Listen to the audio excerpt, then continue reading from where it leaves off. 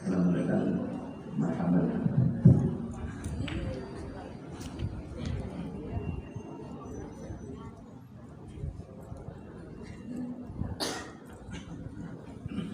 Mari kita berdiri Pak, maju, maju agak ke kanan dikit.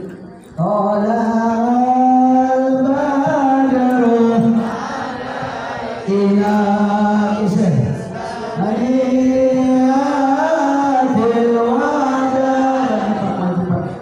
wajah syukur ila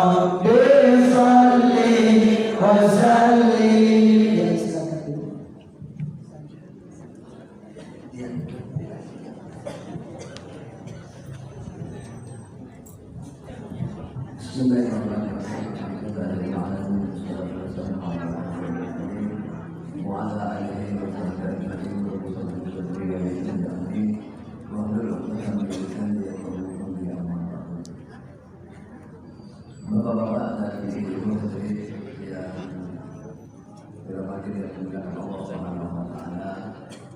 Mobil khusus yang kami gunakan Nabi Hamid bin Zaid Al-Atos yang dirahmati dan dimuliakan Allah Subhanahu wa taala.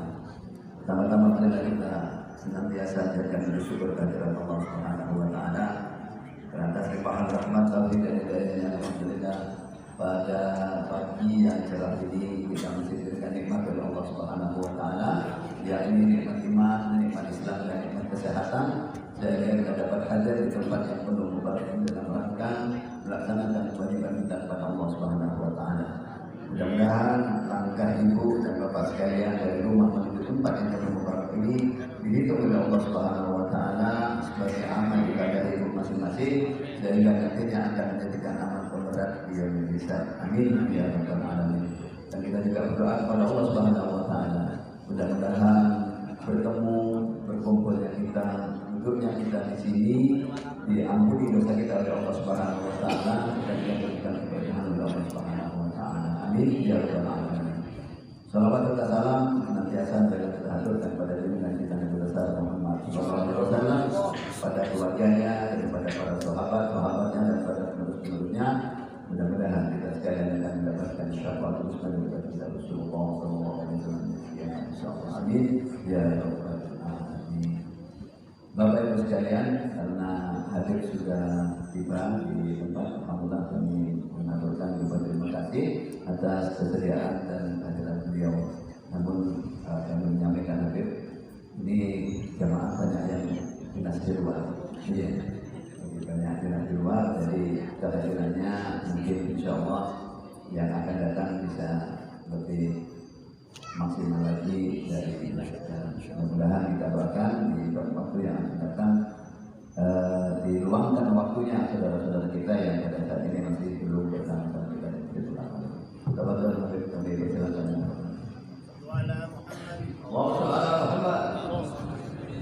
Bismillahirrahmanirrahim. Assalamualaikum warahmatullahi wabarakatuh. Waalaikumsalam warahmatullahi wabarakatuh. Alhamdulillahi rabbil alamin alladzi faddala bani Adam bil ilmi wal amal. Allahumma shalli wa sallim ala sayyidina wa nabiyyina wa habibina wa syafi'ina wa qurrati a'yunina wa maulana Muhammadin sallallahu alaihi wasallam. Amma ba'du. Pada kesempatan hari ini Allah masih memilih kita untuk duduk di dalam majelis ilmu. Karena orang yang hadir di dalam majelis ilmu itu adalah pilihan Allah. Gak sembarangan.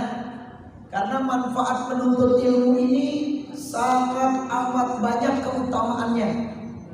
Di antaranya yang paling besar adalah dari rumah menuju ke majelis ilmu sampai dia pulang lagi, itu dosanya diampuni oleh Allah Subhanahu wa taala.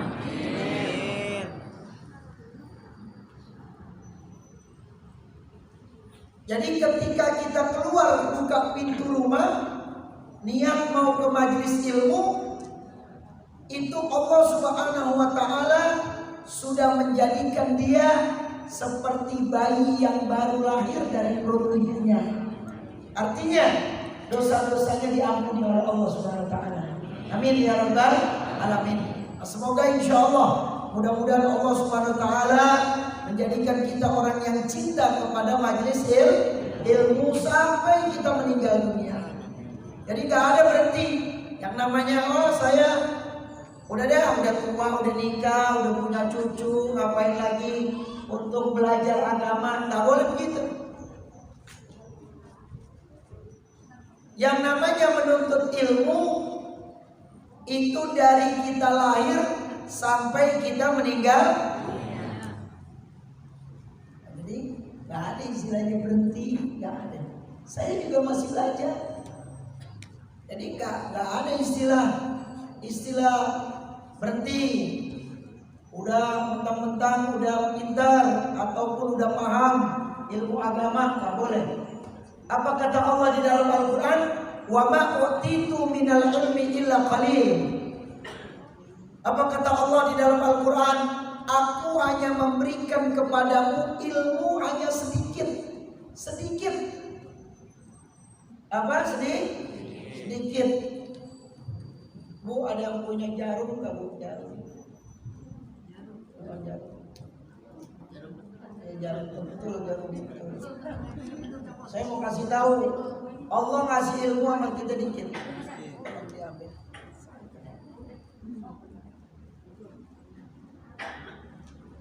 Kalau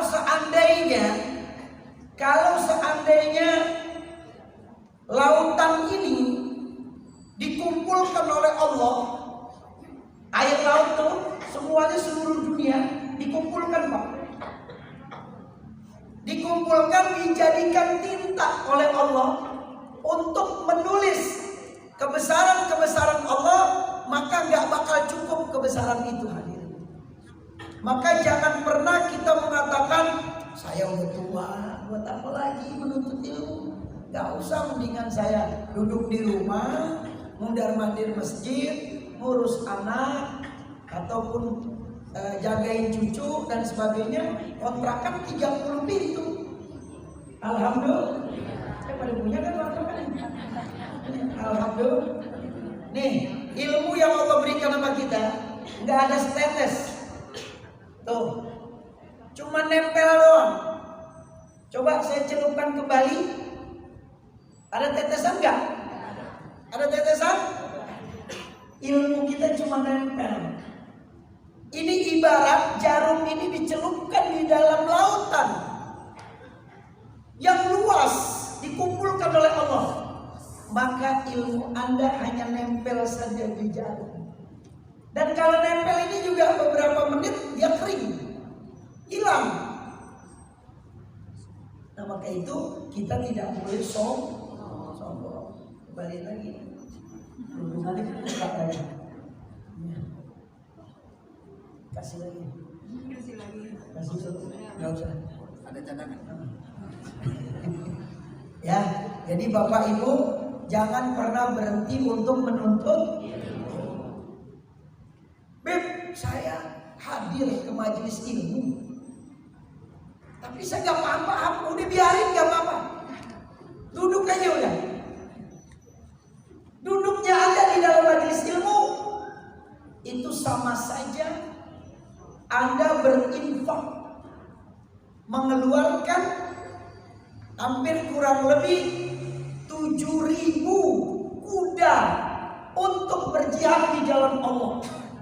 Kalau kita bahasanya, kita sekarang nyumbang tank sama TNI untuk berjuang menjaga negara kita. Kita nyumbang tank yang besar itu 7.000 tank.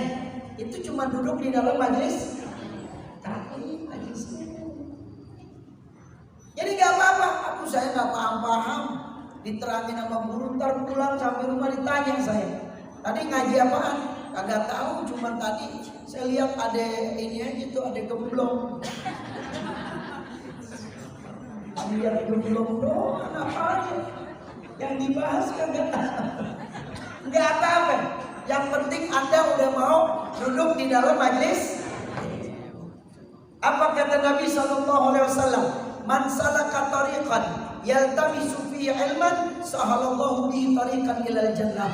Yang artinya, siapa orang yang keluar dari rumahnya niat untuk belajar, menuntut ilmu, pengen mengetahui sesuatu yang baik, maka sebenarnya dia sedang berjalan menuju surga Allah Subhanahu.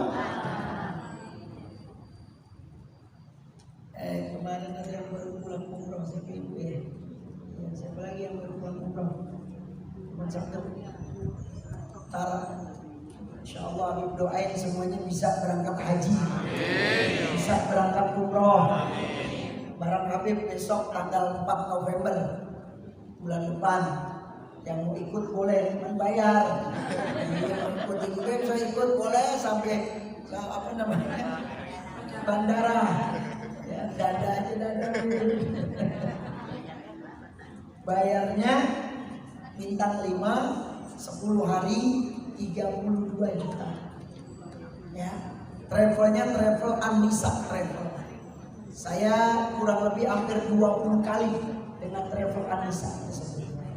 Ya, nah silakan langsung ke Madinah, kita langsung ke Madinah. Nah nanti lebih jelasnya bisa bertanya dengan orang tua kita, ayahanda kita, Bapak Haji hari ini bisa bertanya dengan beliau. Nah, mudah-mudahan insya Allah. Pada mau ikut apa kagak nih? Mau apa kagak? Tanya punya duit gak? Nah itu dia yang susah. Kalau aku gratis. Nah, karena saya pembimbing, saya udah kurang lebih 20 kali dengan travel ini. Haji kemarin juga dengan travel Anissa. Ya.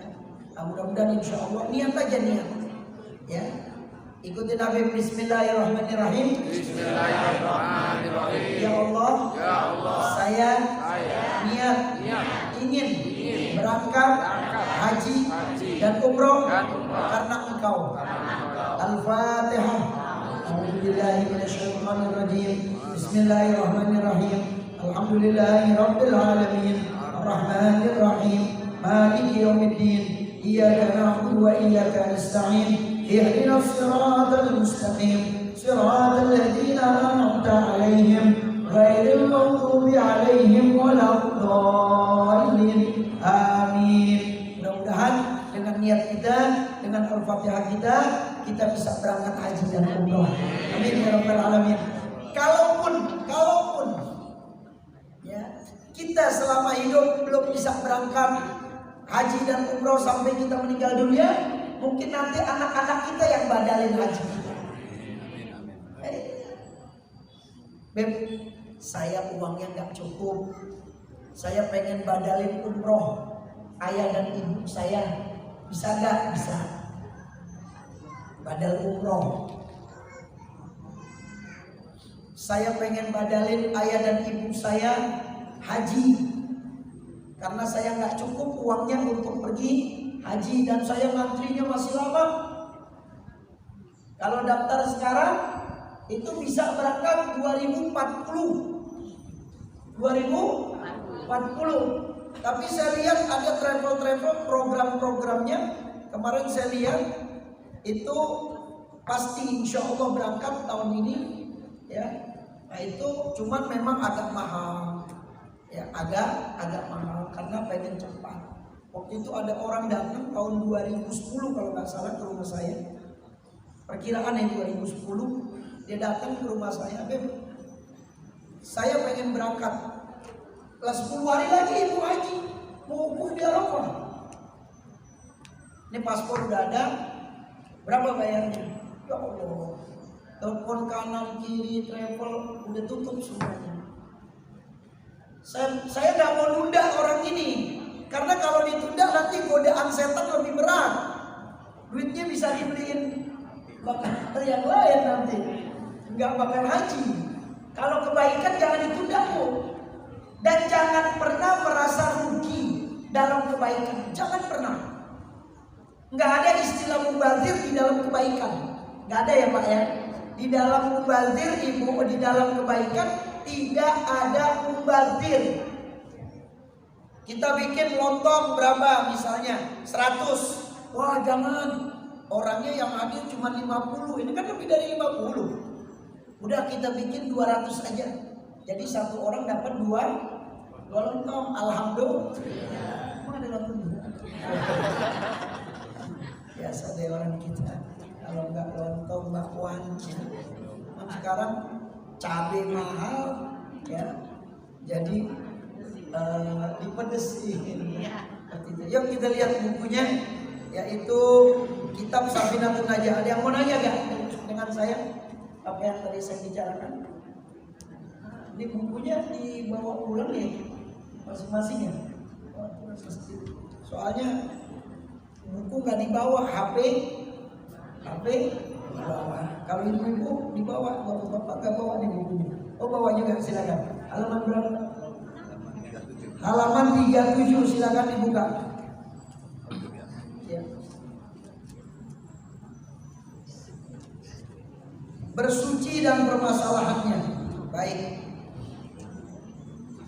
Saya baca bahasa Arabnya, saya minta nanti diartikan baca bahasa Indonesianya oleh ayahanda kita Bapak Haji Hariri radhiyallahu ankum wa qala radhiyallahu anhu wa nafa'na fid dini wa dunya wal akhirah. Bab 3 bersuci dan permasalahannya. Yang pertama, batasan air suci. Al-ma'u qalil wa kathir. Al-qalil madunal kullataini wal kathir kullatani fa aktsara al-qalil yatanajjasu bi wuqu'in najasa fihi wa in lam yataghayyar wal ma'u kathir la yatanajjasu illa idza taghayyara ta'muhu aw launuhu aw rihuhu wallahu a'lam bissawab. Silakan artinya dibaca. Artinya air itu ada yang sedikit dan ada pula yang banyak. Nah, dengerin nih. Air ada yang sedikit, ada yang banyak. Nih air sedikit atau banyak? Sedikit. Tapi dengan air ini saya bisa berwudu hampir 5 kali. Satu aqua ini saya bisa berwudu 5 kali. Tentu dengan ilmu. Ya. Nah ini air yang seperti ini saya bisa berwudu sampai 5 kali. Karena kita tahu caranya, karena kita tahu rukun-rukunnya, karena kita tahu bagaimana cara berwudu yang rukun-rukunnya, fardu-fardunya. Nah kalau kita nggak paham ilmunya, nggak mungkin air sekecil ini 5 kali ambil wudu, mustahil. Ya.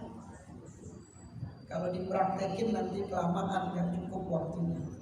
Dan ada air yang banyak. Nah, selanjutnya silakan. Air yang sedikit adalah air yang kurang dari 2 kula. Ya. Dan dikatakan air banyak jika mencapai 2 kula atau lebih. Baik. Air sedikit akan menjadi najis jika kemasukan najis ke dalamnya, walaupun tidak mengalami perubahan. Dan air banyak tidak menjadi najis, walaupun kemasukan najis, kecuali apabila mengalami perubahan rasa, warna, dan baunya. Masya Allah, di dalam Islam air saja kita pelajari, karena yang bisa membersihkan najis dan kotoran adalah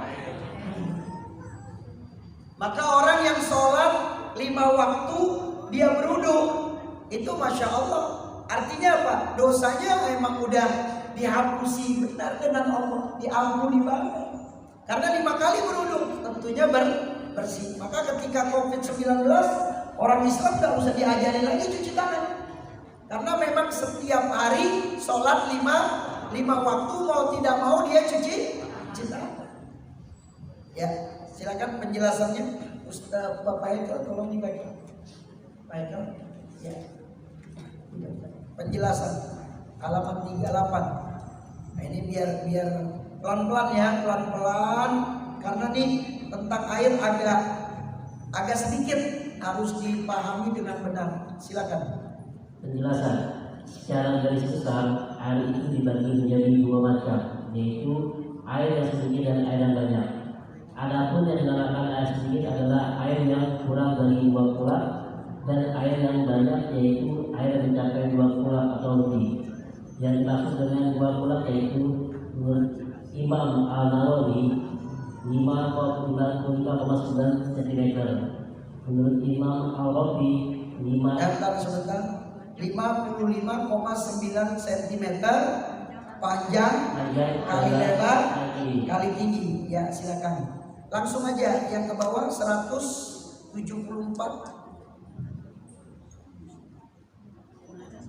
Menurut Imam Al-Rafi Enggak, yang ini, yang ketiganya.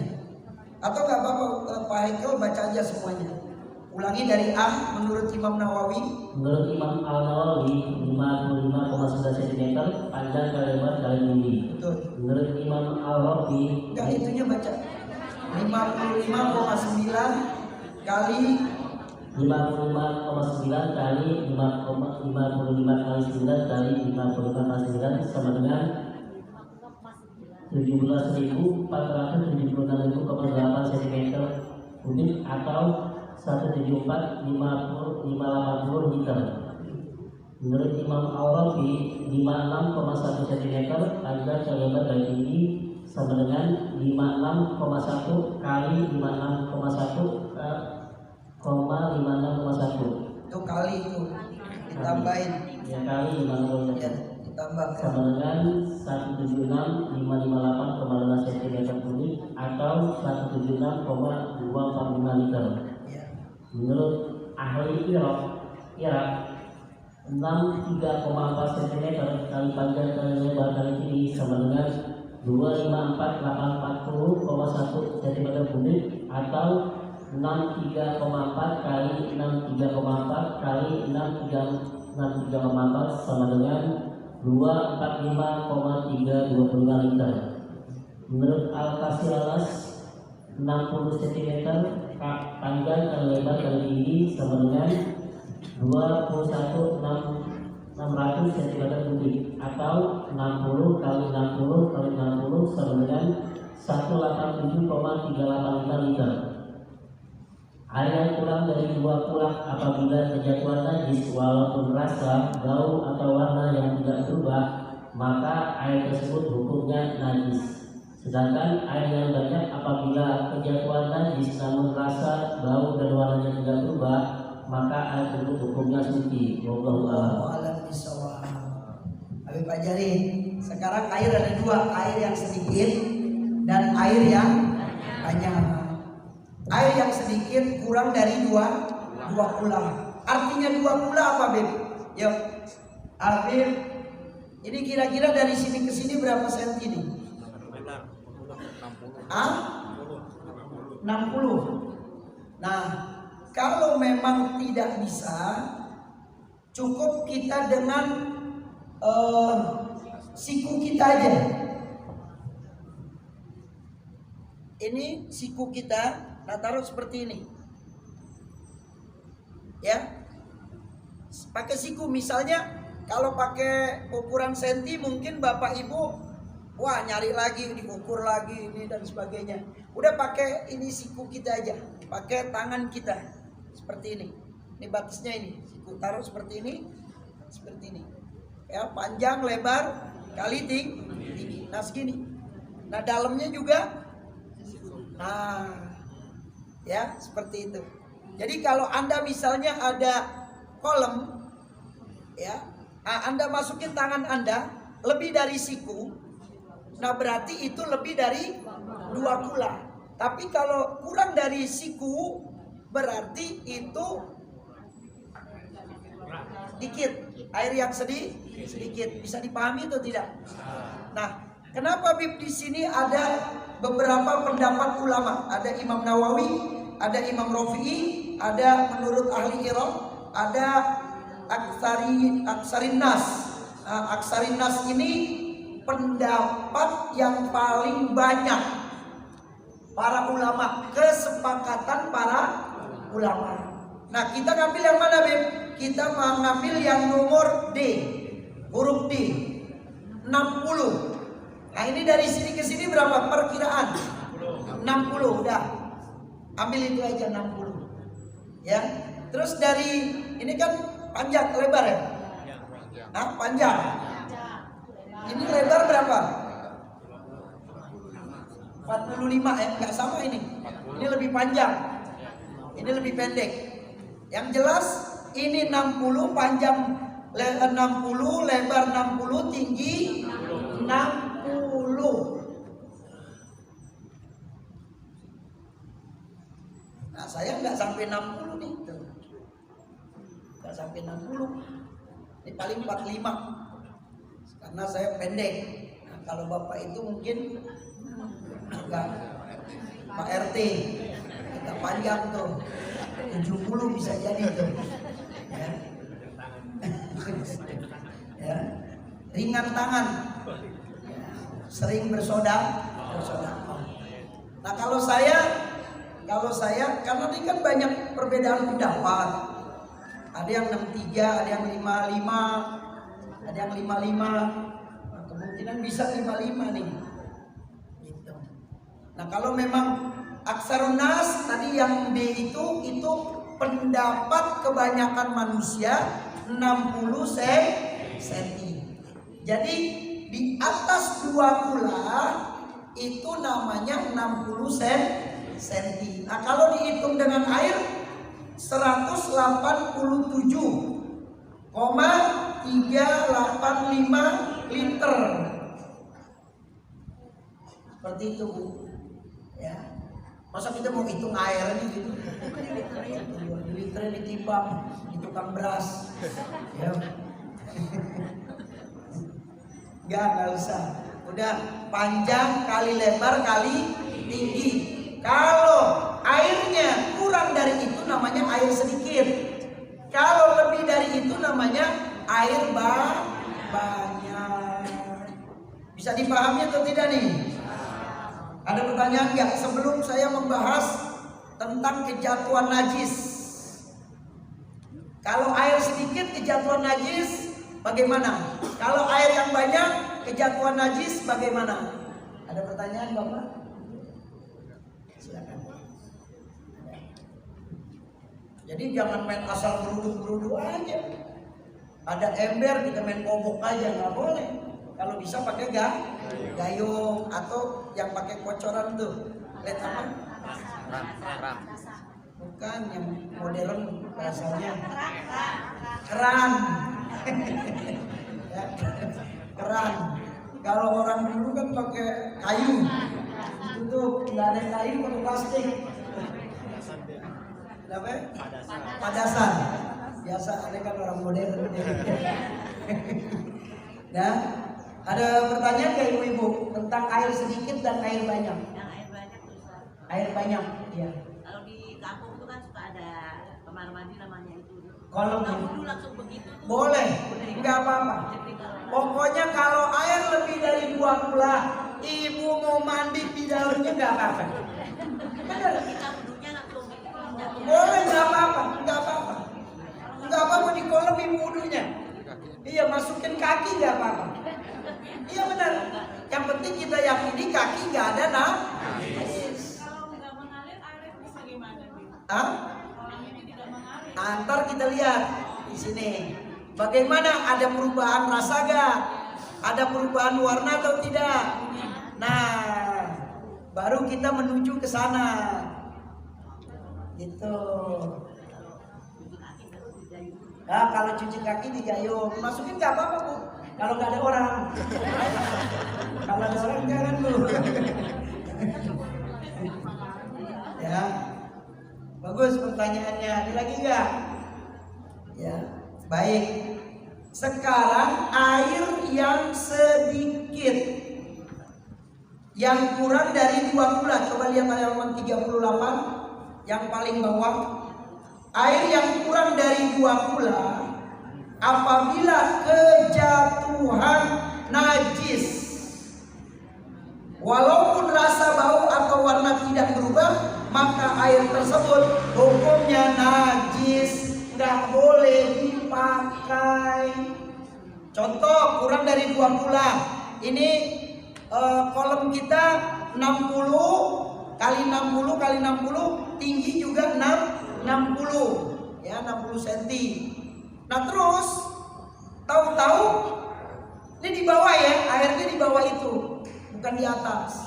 Tahu-tahu kejatuhan najis, ya apa saja najis, bisa darah, bisa cicak, tikus, kecoa enggak, ikan beb, ikan enggak. Kalau ikan itu mengeluarkan kotoran, ya. Nah ikan ditaruh, tahu-tahu dia buang kotoran, najis, karena di bawah 2 kula. Nah, yang saya mau tanya, arti kula tahu atau tidak nih? Yang tadi kula itu panjang kali tinggi kali lebar, ya. Itu yang 60 cm tadi. Nah itu namanya kula. Nah kalau di bawah 2 kula berarti di bawah 60 cm. Bisa dimengerti nih. Nah kalau airnya di bawah 2 kula, ntar kalau ditanya, itu airnya di bawah 2 kula, kula apaan sih? Nah, kasih tahu ya, kula itu 2 kula itu artinya 60 kali 60 kali 60, panjang, lebar, tinggi. 60 cm, jangan 60 meter. Itu kalau renang namanya. Ya, sebutin sentinya.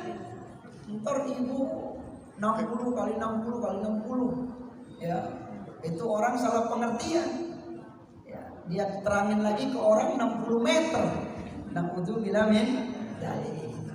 Nah, ini air yang sedikit, walaupun nggak berubah rasanya, warnanya, baunya nggak berubah, tetap hukumnya najis karena di bawah 2 kula, air yang sedikit. Nah, air yang banyak, ini pertanyaan ibu tadi nih bu, air yang banyak.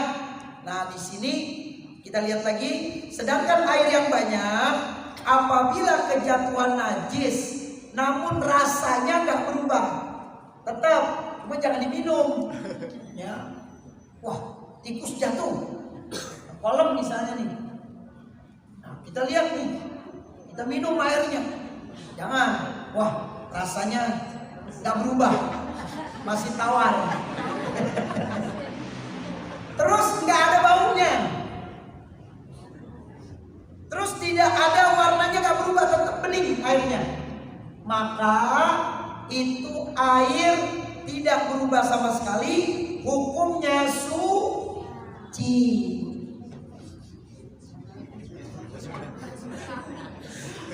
Ya, hukumnya suci. Makanya jangan diterusin dulu.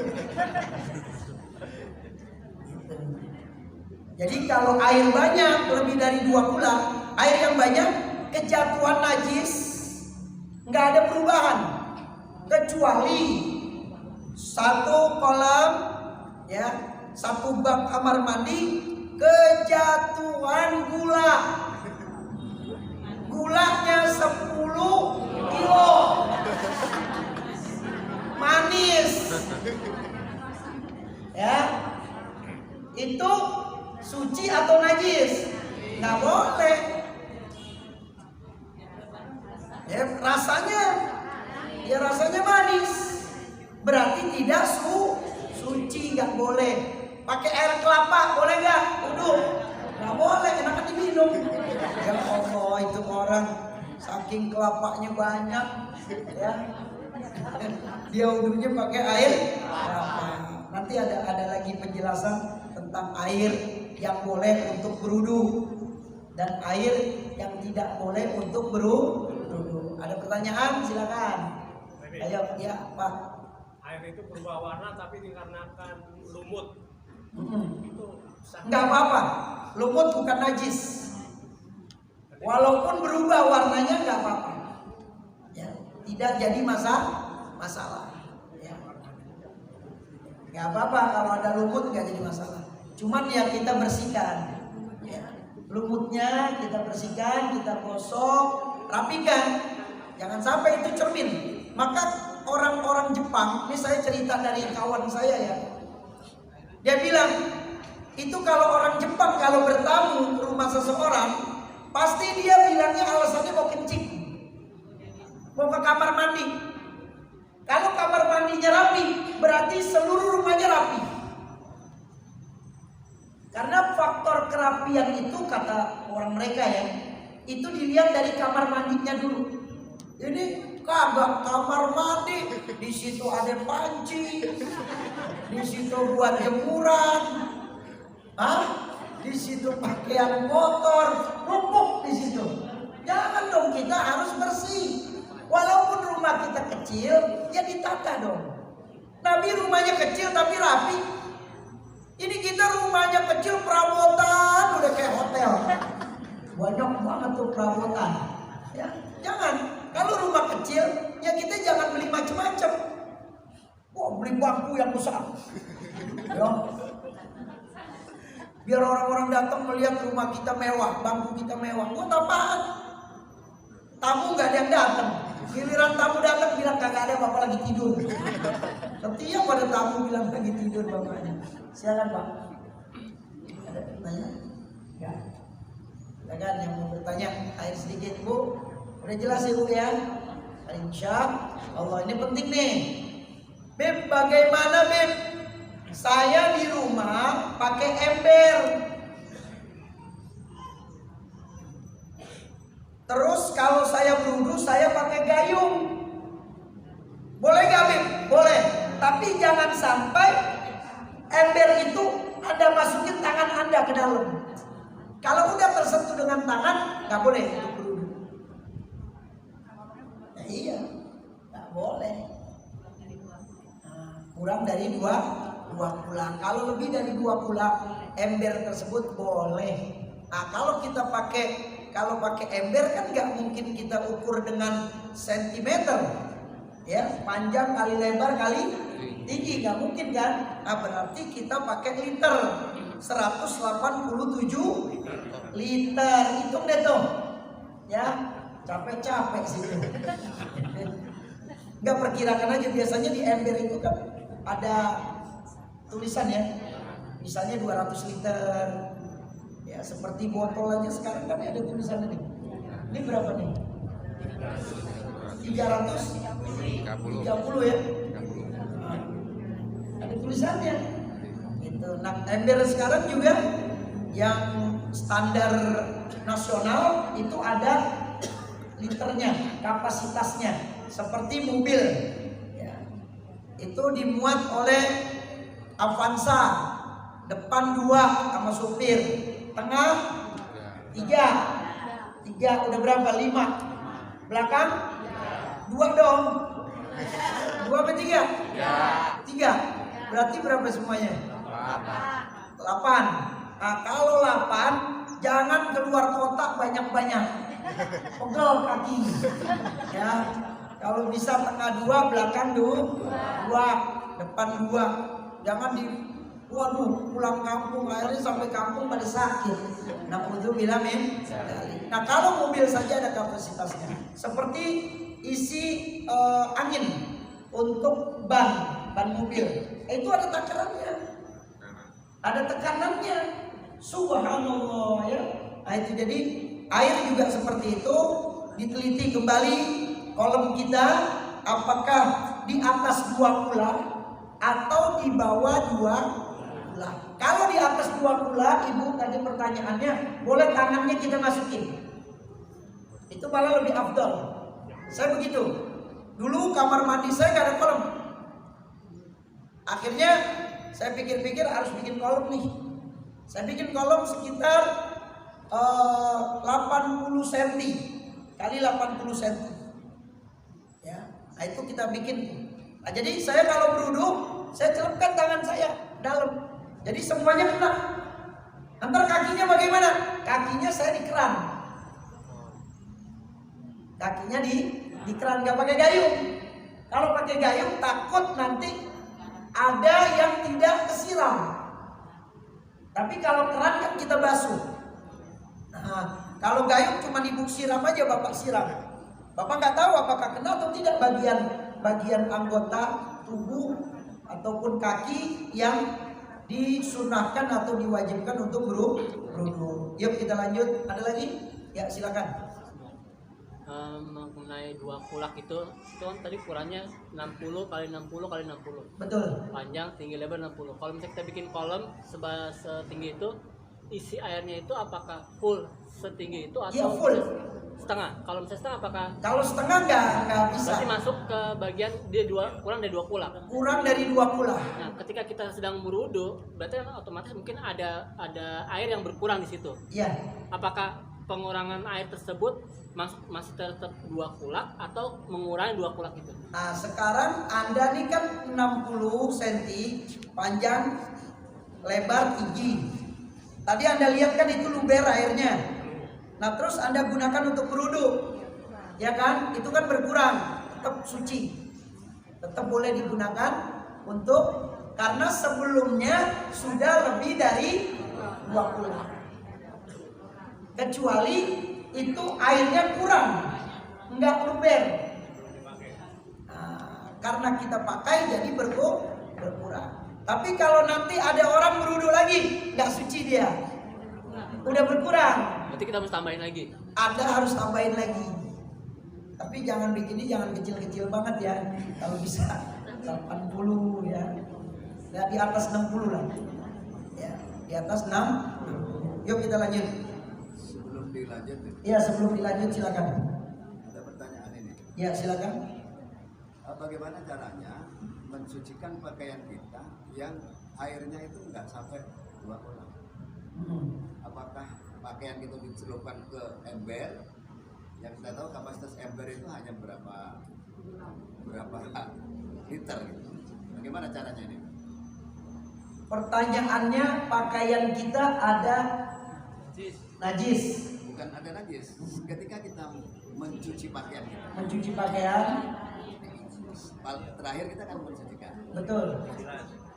Kan air ini kan kurang Dari 2 kulak, betul. terus semua pakaian kita masukin. Apakah ini sama dengan hukumnya orang berwudu, ini tidak mensucikan atau harus disiram dengan air kocok? Nah, kalau kita mandi junub juga itu airnya harus lebih dari 2 kulak. Nah, kalau cuci pakaian nggak perlu, karena itu bukan ibadah. Iya, yang penting pakaian itu tidak ada najis, nggak terhitung untuk airnya. Jadi air ini terhitung untuk berwudu. bukan untuk mencuci pakaian. Kalau untuk mencuci pakaian, yang penting pakaian itu dipakai untuk sholat tidak ada najis, enggak ada ukuran untuk mencuci pakaian. Jadi yang sekurang dari 2 kula atau lebih dari 2 kula itu digunakan untuk berwudu dan kita hadas besar, ya, kita mandi junub. Nah itu juga dianjurkan untuk lebih dari 2 kula. Kecuali kita pakai gayung, itu nggak apa-apa. Misalnya kurang dari 2 kula, kita pakai gayung, itu nggak apa-apa. Atau misalnya kurang dari 2 kula di ember, tapi kita yakini itu air belum tersentuh sama tangan kita. Tapi kurang dari 2 kula, boleh nggak Beb? Boleh pakai gayung. Nggak boleh langsung kita celupkan tangan kita. Beb, saya kan ada ember. Emang di ember saya pisahkan. Saya yakin ini air belum tersentuh. Tapi ketika saya mandi, terus lagi kecipratan air sabun. Ya, kecipratan air sabun. Bagaimana air tersebut boleh digunakan atau tidak untuk bersuci? Kalau itu kurang dari 2 kula, boleh, gak apa-apa. Karena kecipratannya nggak masuk sabunnya ke dalam, hanya sedikit sabun saja, itu nggak jadi masalah. Ya, insya Allah. Ada lagi yang lain? Silakan. Yang penting air ada sedikit, ada banyak. Lanjut, bersuci. Siapa? Iya Bu. Jadi kita kan misalnya pakaian kita sehari-hari yang kita pakai untuk sholat seperti mukena. Betul. Hari-hari. Betul. Apakah itu harus kita guyur lagi dengan air yang mengalir? Maksudnya setelah kita cuci itu pakaian dan mukenanya. Enggak usah. Enggak usah. Yang penting kita yakin enggak ada najis, titik. Dah. Ya ibu mau pakai sabun, mau pakai Beclean, mau pakai Rinso, terserah. Yang penting tidak ada najis, kita yakini tidak ada najis. Udah suci dan mensucikan. Ya Bu ya. Baik. Macam-macam najis, udah jam 9 nih. Saya ada undangan di Mbah Priuk. Ada acara hall di Tanjung Priuk, di Mbah Priuk. Yang kita tahu Mbah Priuk itu kuburan. Saya ketika kejadian itu saya lihat memang bukti-buktinya. Ini kebesaran Allah ya, kita nggak tahu. Jadi Bapak Gubernur waktu itu Bapak Fauzi Bowo beserta Wali Kota Tanjung Priuk, ini Jakarta apa nih Pak? Jakarta Utara. Kumpul mereka dengan para ulama mengatakan bahwasanya kuburan itu sudah dipindahkan. Bukti-buktinya lengkap, ada fotonya, ada videonya, bahkan dari satelit juga diambil sama Bapak Fauzi Bowo pada waktu itu. Ya kita memang ada buktinya, udah kita serahkan kepada pemerintah. Nggak salah, udah dipindahkan. Itu hampir ada 7 kuburan di situ sudah dipindahkan. Jasad-jasadnya udah dipindahkan. Akhirnya pada waktu itu pemerintah, karena kita sudah musyawarah dengan tokoh masyarakat juga sudah musyawarah dengan para ulama umarok setempat, ya kita kasih keputusannya ke pemerintah. Nah pemerintah pada waktu itu memutuskan harus dibongkar. Nggak salah karena ada bukti-buktinya. Ada surat pemindahannya, ada dari satelit tahunnya berapa, tahun berapa dipindahkan jenazah itu, orang yang memindahkannya siapa saja, ada semuanya lengkap. Ya kita serahkan semuanya kepada pemerintah. Nah pada waktu itu kurang lebih saya dapat cerita langsung dari yang jaga makom sana, itu hampir ada 7.000 pasukan gabungan dari TNI, dari kepolisian dan Satpol PP. 7.000 banyaknya. Itu di depan beko udah hampir ada sekitar, ini perkiraan ya, sekitar 10 beko untuk merobohkan makom tersebut. Pemerintah gak salah karena udah ada buktinya dan kita serahkan ke pemerintah. Karena bukti-buktinya udah dari segi undang-undang udah sah memang untuk dirobohkan. Karena itu memang menghalangi masuknya kontainer untuk mengambil kontainer lagi di kapal. Emang itu strategis banget jalannya, sangat mengganggu akses masuk ke dalam. Subhanallah, Allah punya kuasa. Di dalam itu ada anak-anak kecil SD, 30 orang. Dan ada salah satu ulama di dalamnya diperingati agar keluar dari dalam makom. Akhirnya mereka lari ke dalam makom. Mereka berdoa, ya Allah, tolonglah ya Allah, lindungilah makom ini ya Allah. Apa yang terjadi? Ada fotonya di sana kalau kita ziarah ke sana. Itu keluar cahaya dari dalam kuburan itu. Keluar cahaya. Dan semua 7.000 pasukan gabungan itu semuanya melihat cahaya itu.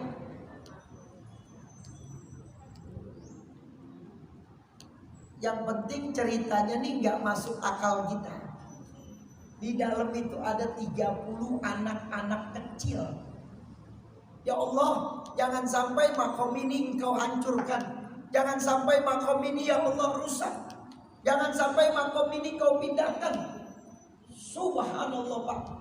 Bagaimana TV One live langsung itu ada sambitan batu dari dalam. Ribuan, ratusan batu-batu kecil.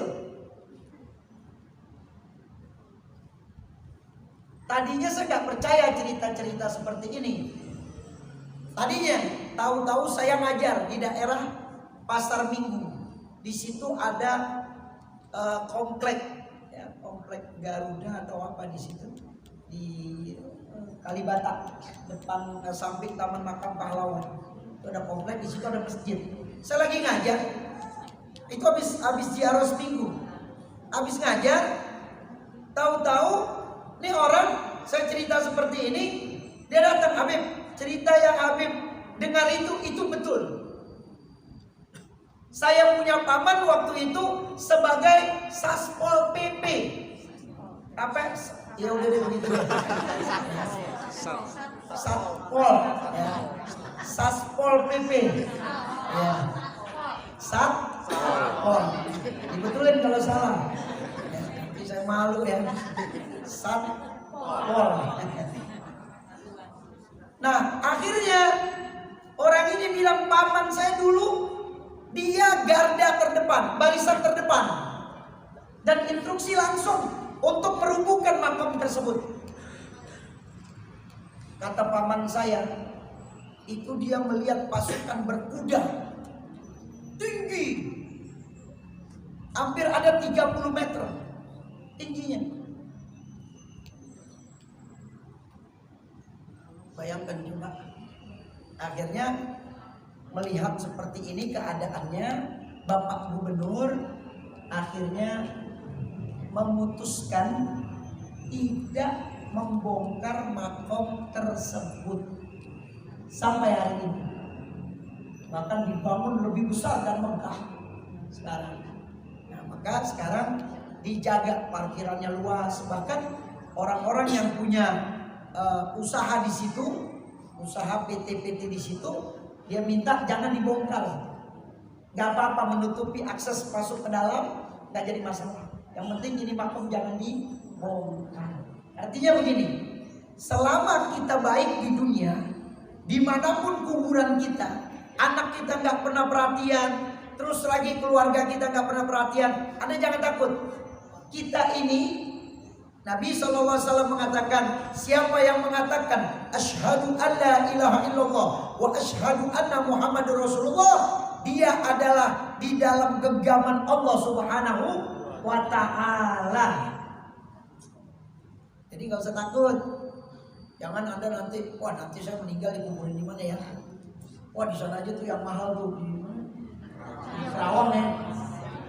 Saya kaget nyolatin jenazah di daerah komplek di Pondok Gede. Itu ada komplek angkatan udara, Pak, angkatan laut. Di Pondok Gede samping jalan tol, Pak. Udara ya. Nah itu saya sholatin jenazah di situ. Saya ditelepon sama murid saya, Beb, bapak saya meninggal. Ya baik, saya jalan ke sana. Saya bilang ini mau di mana dikuburinnya? Di Kerawang.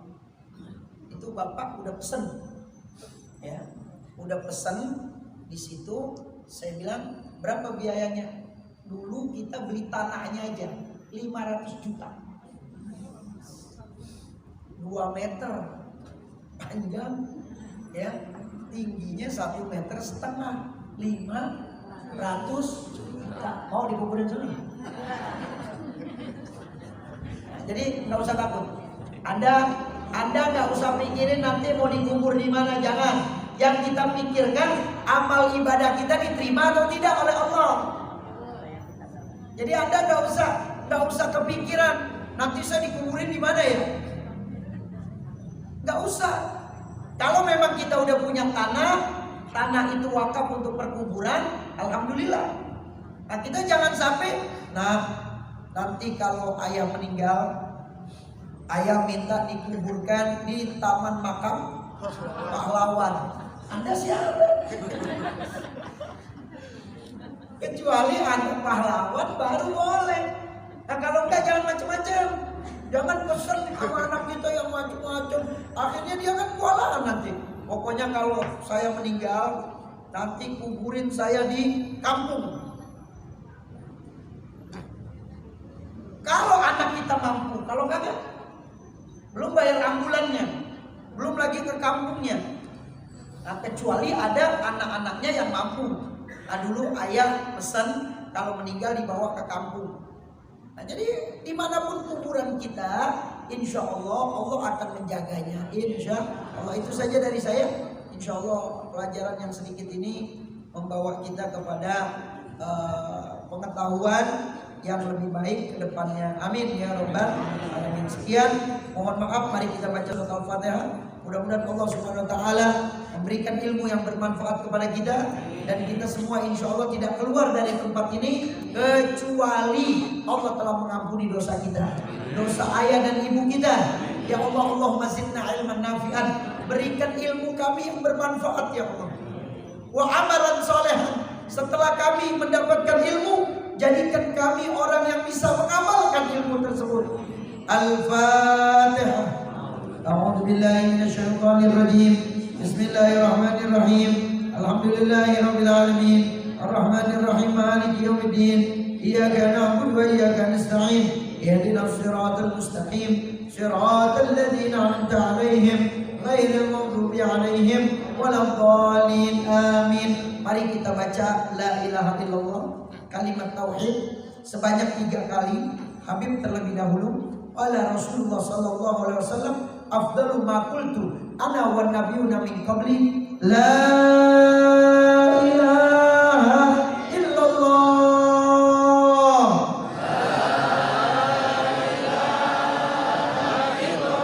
La ilaha illallah.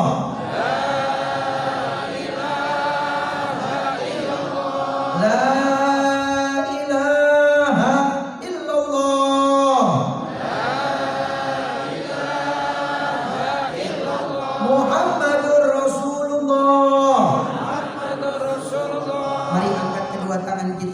sallallahu alaihi wasallam, kalimatul haq alaiha nahya wa alaiha namut wa alaiha nub'asu insyaallah taala minal aminin.